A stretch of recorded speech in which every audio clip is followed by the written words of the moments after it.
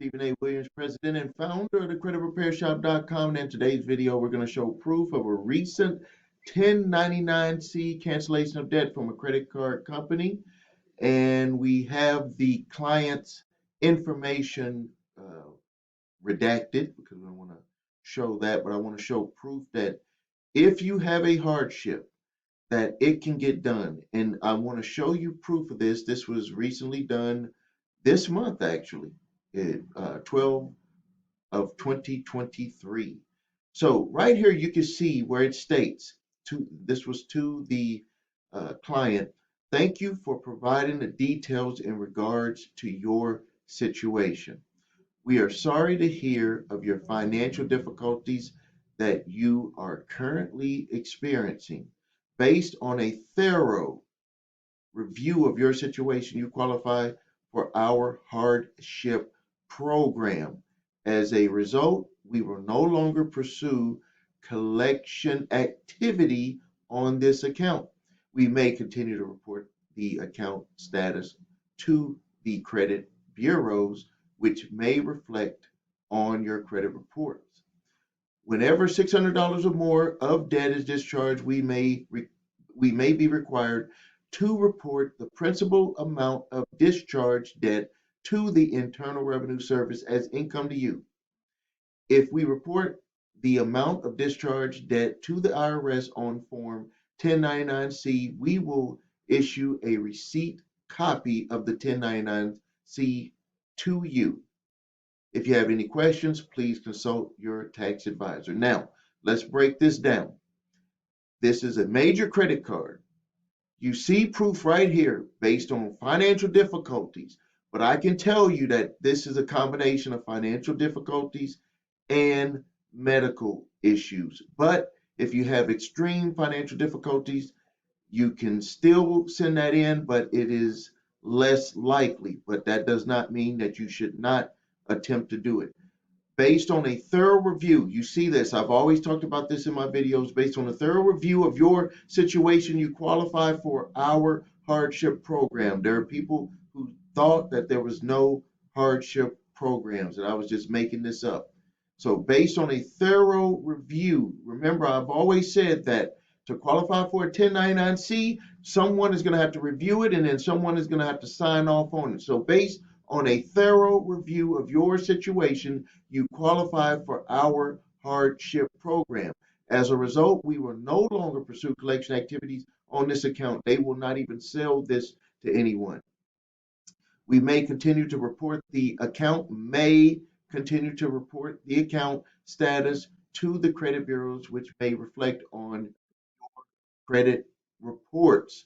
Whenever $600 or more of debt is discharged, we may be required to report the principal amount of discharged debt to the Internal Revenue Service as income to you. Now, this is the thing that also why we had told people to call, because some of the times they don't notify people that they had filed a 1099-C.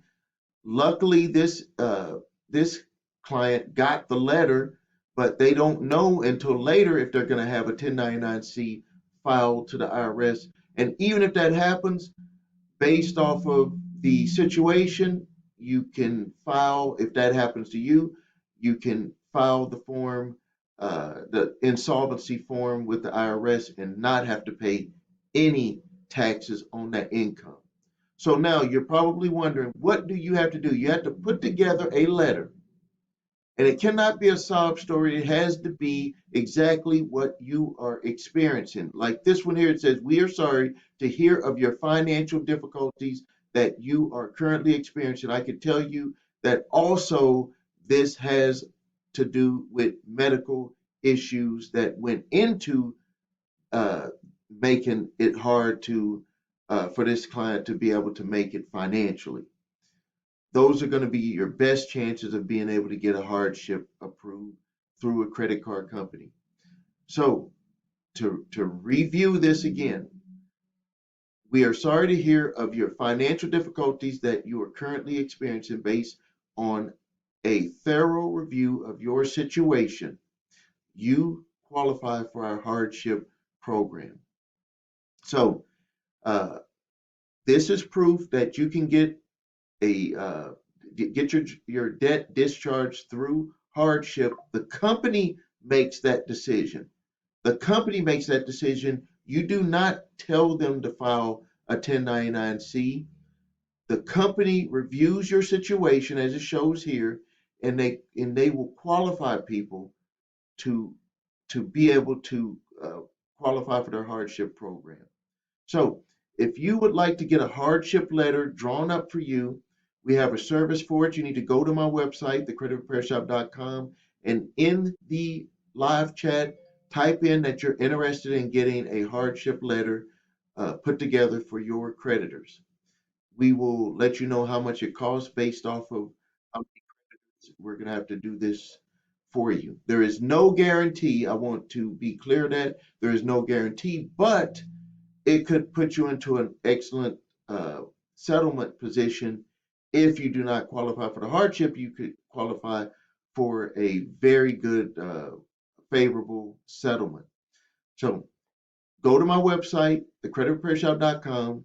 If you want to have us look into seeing if you would qualify based off of our experience, and then if you meet our guidelines, then we would be willing to submit it to the creditors, and then they would make the final decision based off of their individual guidelines. So this is another one here. There was another one that I had showed you for $11,000 from Discover Card.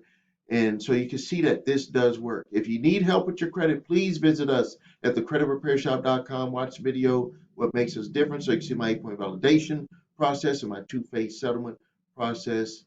And if you need your credit reports and scores, go to the website your3scores.com to grab your TransUnion, Equifax, Experian credit reports and all 3 scores.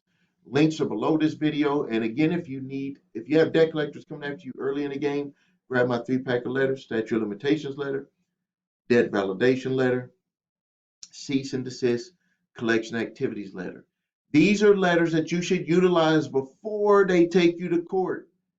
Before they take you to court. When they send you that dunning letter, which is the letter that they send you that gives you 30 days to dispute, or if you see debt collections on your credit reports, you want to send first you want to check the statute of limitations. If it's not past the statute of limitations, you want to send the cease and desist collection activities letter.